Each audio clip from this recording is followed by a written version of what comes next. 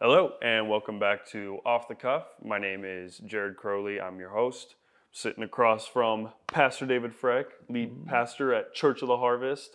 And if you're new to Off the Cuff, if you've never seen it before, basically we kind of view it as a resource that we put on that's intended to kind of help you answer some questions or get some more insight on some topics or different discussions that you might not always hear on like a Sunday morning, or Pastor David might not have the time to explain it to you in the hallway like 5 minutes before service, you know. Yeah. So with that being said, the way that we do that is we take your questions, your topics, your comments that you send in, and we prepare them, and then we throw them at this guy with no preparation whatsoever, and basically ask him to off the cuff kind of start a little discussion or prepare a little mini sermonette for us, something like that. Yeah. And the way we would do it for the last few episodes is this fun little spinning wheel. So So the questions have been color coded. Yeah. And so we're going to just spin this and let's see do how it. it goes. Let's do it. All right, here we go. Going green. Okay. All right. It's kind of like Or teal. Yeah, it's like a teal greenish sort of thing. Okay, so I didn't even think about this, but this actually is a very green question. But what is it? What's your perspective? How do we practically? Because I can give a bunch of little spiritual answers for this that don't really help very much. But how do you practically work unto the Lord? Work unto the Lord? Yeah. Like, how do I, at a job that I don't like, or yeah, like what does that actually look like? So it's in everything you do all unto the glory of God. Right, So it's this idea that sometimes we have to do things we don't like, or things we don't value, or things we don't appreciate, and yet we have to do them, and we're stuck in this, maybe like you said, a dead-end job, or a job that's, we feel like, why am I here? Yeah. Right. And how do I do that as unto the Lord? Well, that's a faith-based position. So the thing that you have to distinguish that there's vocation and there's avocation. So your vocation is the thing you're called to do, the thing that you are called to do, the thing that you are aligned in your soul and your spirit and your energies, your efforts, your makeup, your personality traits, your giftings, your skill sets are aligned for. And then there's avocation, which is stuff that you do that doesn't necessarily align with that, but you do it because life requires it. Blah, blah, blah, blah, blah, blah. Yeah.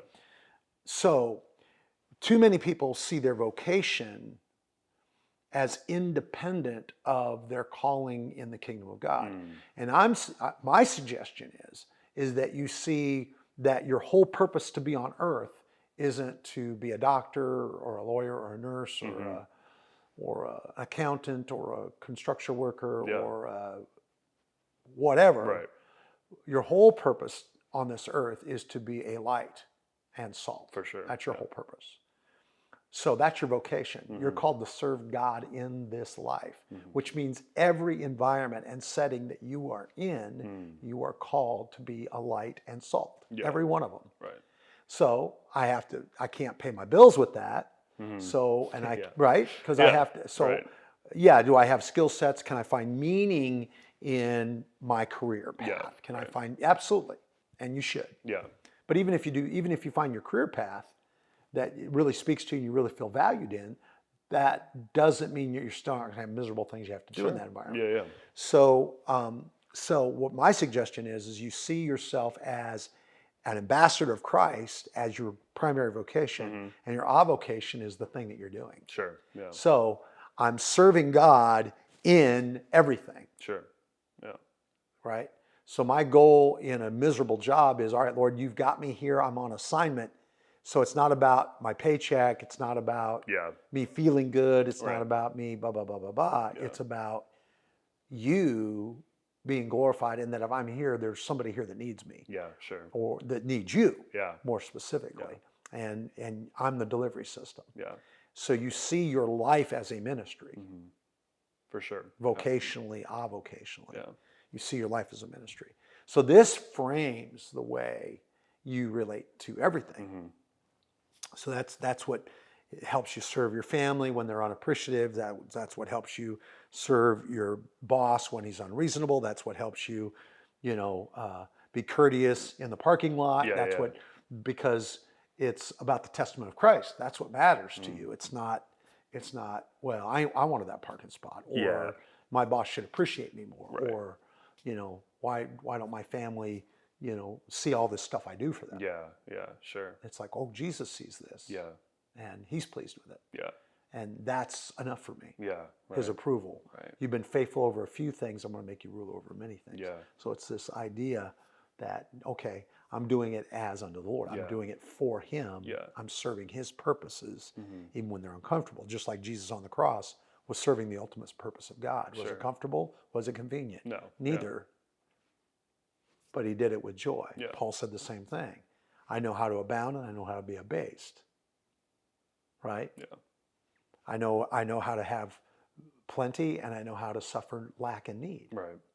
In everything I am content. Mm-hmm. Why? So that Christ might be seen. Yeah. His whole vocational existence was, I'm here for the glory of God. Doesn't matter what the status of my circumstances Yeah. Right. is. It doesn't matter because the glory of God's going to be seen in all of it. Yeah. Yeah. That's good. So that's, I think, the key. Yeah, for sure. And too many people are looking for life convenience and life fulfillment outside of their serving of God. Mm-hmm. And I'm saying, no, you find that you're serving God in all of Yeah, this. it's so good. Yeah. So yeah. it's a change of perspective. Right. Right. Yeah. Honestly. Do you find that just has a way more to do with,